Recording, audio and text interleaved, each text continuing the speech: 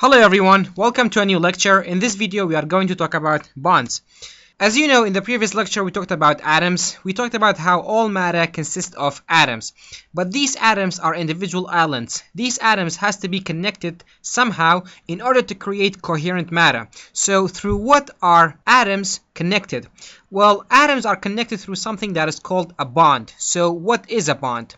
Well, a bond is an attraction or a relation between two atoms or more that is a result of transferring or sharing of electrons. So when two atoms share or transfer an electron between them, then a bond is created. And the electron that is involved in bonding is called a valence electron. Okay, so how many types of bonds do we have? Well, we have several types of bonds. We have ionic bonds, we have covalent bonds, and we have metallic bonds. But before I talk about each of these types of bond, there's something that you should know, and that is the octet rule. Octet means 8, just like an octopus, meaning 8 legs. The octet rule is a rule of thumb that says most chemical elements want to have 8 electrons in their outermost shell.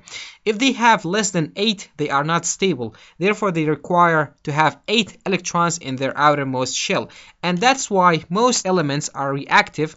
They want to either gain or lose electrons in order to have 8 electrons in their outermost shell. So for example, here we have bonds between carbon and oxygen. We have one carbon, we have 2 oxygens.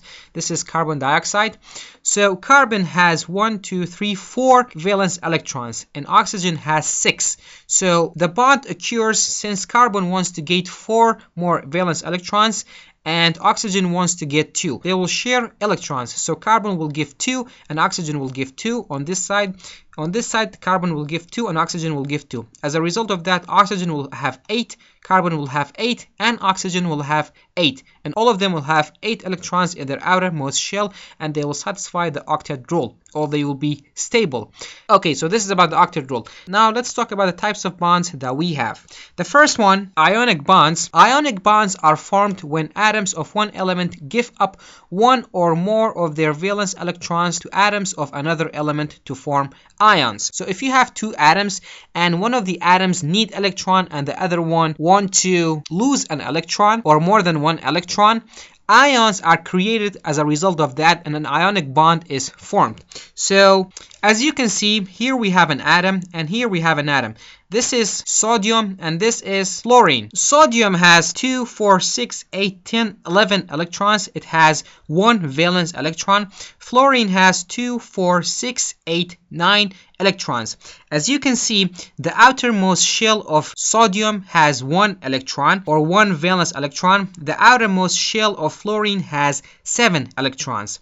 So neither of them are stable, or neither of them are stable under the octet rule. Since in order to make sodium stable, you need 7 more electrons. In order to create a more stable fluorine, you need 1 more electron to fill this orbit. So ions or an ionic bond results exactly from that. One atom loses an electron and the other atom will gain it. So sodium in that case will lose this electron and fluorine will gain it. And as a result of that, as you can see, fluorine now has 8 electrons in the outermost shell and sodium has also 8. And we created a positive ion and a negative ion because this atom lost an electron. Therefore, we have an excess of 1 more positive charge. Therefore, this will be a positive ion. And fluorine, since it accepted 1 electron, now it has 1 more than before negative charge. Therefore, fluorine will be a negative ion. And this is how we create ions, through losing and sharing of electrons. So the atom that loses an electron will be a positive ion.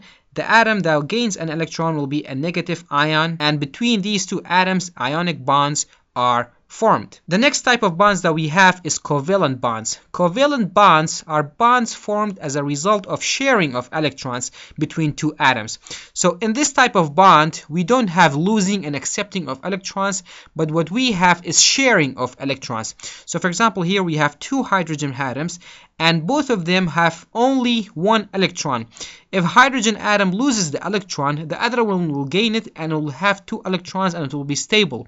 But the hydrogen atom will be left with no electrons and it will not be stable. So we don't have a win-win situation. In that case, both hydrogen atoms, what they do is they create a covalent bond, or meaning they share their one electron, and now both of them will have 2 electrons. So hydrogen will have 1, 2, this hydrogen will have 1, 2 electrons, and now both of them are stable.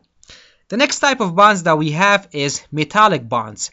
Metallic bonds are bonds that are formed when valence-free electrons are free to move from one atom to another, so that all atoms share the available valence electrons. This type of bonds can be found in metals such as copper, gold, aluminum, iron, and many other metals. So these metals have valence electrons, and these valence electrons are free to move between one atom to another. As a result of that, metallic bonds are formed. And with this, we come to the end of our lecture. So to recap,